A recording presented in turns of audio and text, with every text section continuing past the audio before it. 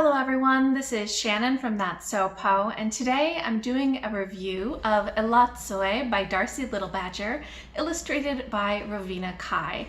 This is one of my most anticipated 2020 releases, and it did not disappoint. It was so good. Really everything that I could have wanted from it. So I want to talk to you about all of the ways that this book just really impressed me with how good it was.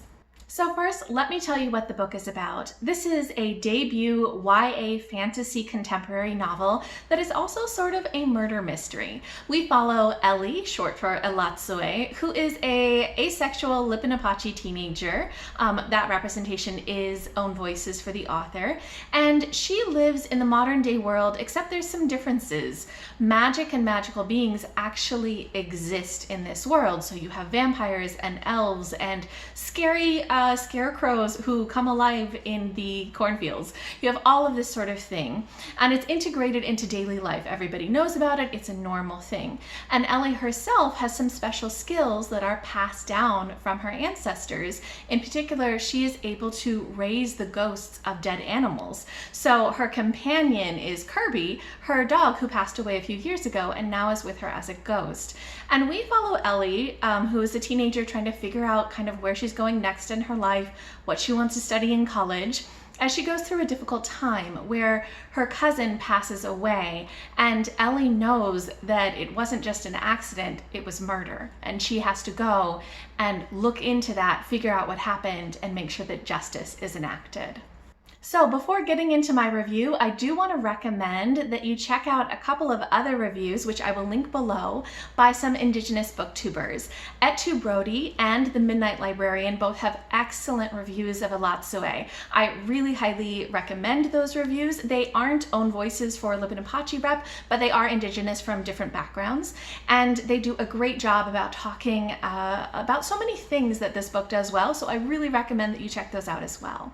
Now moving on to my own review, I want to talk about so many things that I loved in this book, but I want to start with talking about the actual physical book. Not only is the cover artwork gorgeous, but everything about this book is lovely. So with the dust jacket removed, the book is stunning. I love the artwork that is on the naked hardback cover. I also really like at the beginning of each chapter, there is an illustration. These are every single chapter so beautiful. I really loved them. And I think what was really fun about them is they aren't actually illustrations of Ellie's story, but rather they are illustration of one of Ellie's ancestors' story. And it adds something really unique and fun to this book that I had such a great time with. So I think that the book itself is really gorgeous and well worth picking up a physical copy of. So moving on to the story itself, one of the things I thought was so interesting and unique about this was the age category. So this is a YA novel, and there's definitely tons about the story that rings true for YA, in that it is about a lot of self-discovery, about coming into adulthood. It is definitely a little bit violent at times. It has, murder, and it has dealing with more people dying in it. So there's definitely some YA aspects of it, but there's also quite a big middle grade feel to the reading experience. There's a lot of gentleness to the story, and a lot of the themes that it focuses on are friendship and family, which are big themes in YA. So when you're reading it, I think a lot of the story feels very much like reading a middle grade, which for me was just such a treat, because one of my favorite things is reading middle grade because of that gentleness, that softness, that wholesome, sweet, heartwarming aspect of reading a story, even if it tackles some much deeper, more difficult topics like this book does.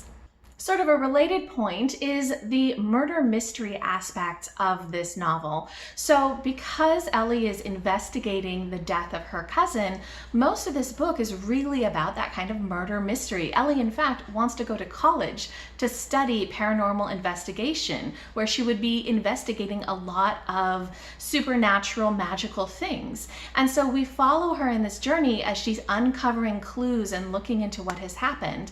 And not only is that just a fun read, but it's something that I think really speaks to the Indigenous experience in a way.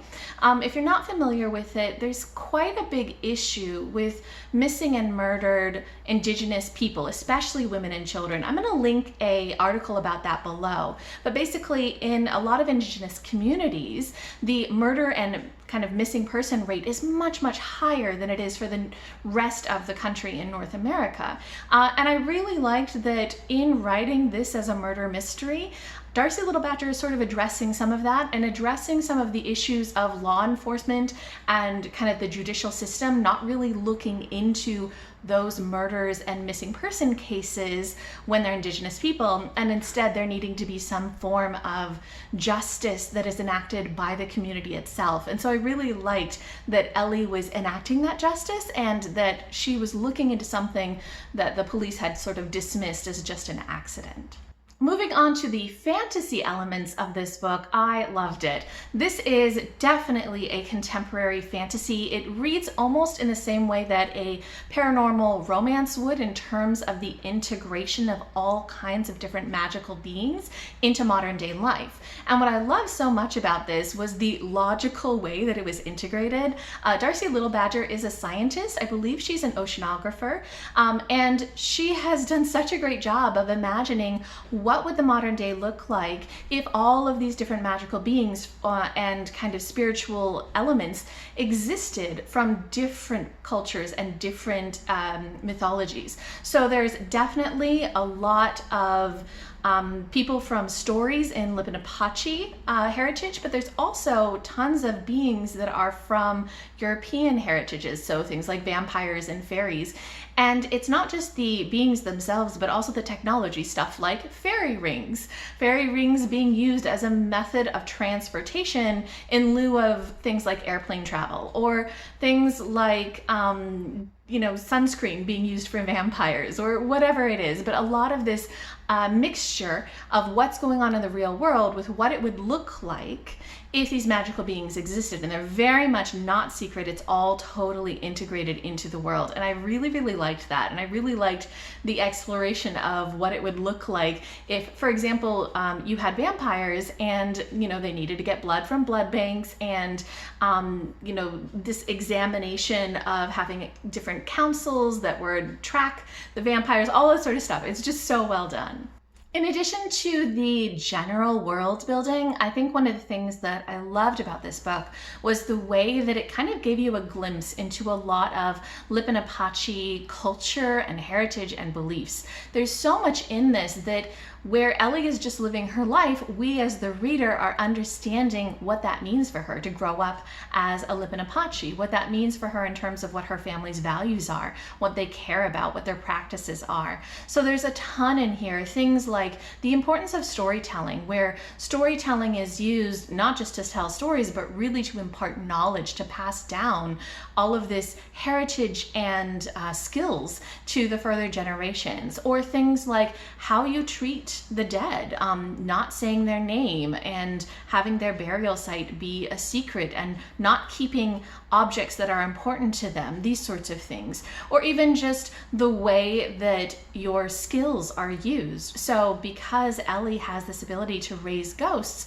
there's a lot of responsibility that is attached to that, because it's a very strong power that could be used and hurt people. And so it's really important that she's careful and she has a healthy respect for the ghosts and for the power and doesn't use it uncarefully. So I really liked that focus on what is it to be Lippinapachi and how does that affect the way that Ellie and her family use their skills. In pretty big contrast to the Lippinapachi culture, there is a real examination of colonialism and especially white privilege. So a lot of the characters, side characters as well as sort of antagonists in this story, are people who really buy into a lot of the values of colonialism. There's a quote by one of the characters that I thought was really representative of this, which is, "All land is ours, no land is ours." And it's this idea of entitlement to everything, so that colonizers can come, take all land that they want, anything that they see is theirs, but also they have no responsibility to the land. They have no responsibility to treating the land correctly or to making sure that what they do is responsible. And that kind of mixture of entitlement and lack of responsibility really represents a lot of what I think the story is talking about. And it really represents kind of what Ellie is coming up against.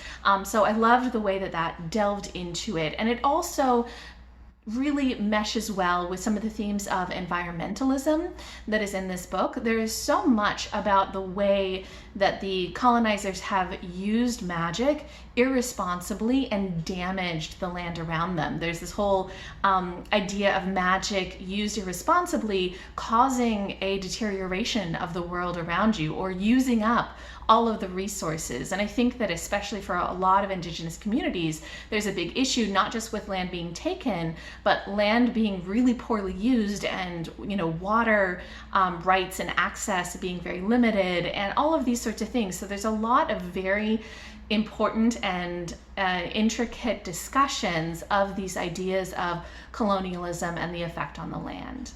Overall, I think that this book is just so good. It is absolutely stunning physically. It is such a fun read. I loved the murder mystery as it unraveled. I loved the way that the world building was done. I loved the integration of so many different cultural beliefs and practices. And I really just loved the focus on family and on friendship and on responsibility, as well as the discussion of those heavier topics of colonialism and environmentalism. So if you are somebody who enjoys fantasy, who enjoys murder mysteries, who enjoys middle grade, who enjoys really anything that this book talks about, I think it's such a worthwhile read. It is so sweet and so heartwarming while still tackling those heavier topics, and I thoroughly enjoyed it. I highly recommend it. If you have read this book, or if you have any thoughts, any comments, any recommendations for me, go ahead and leave me a comment down below.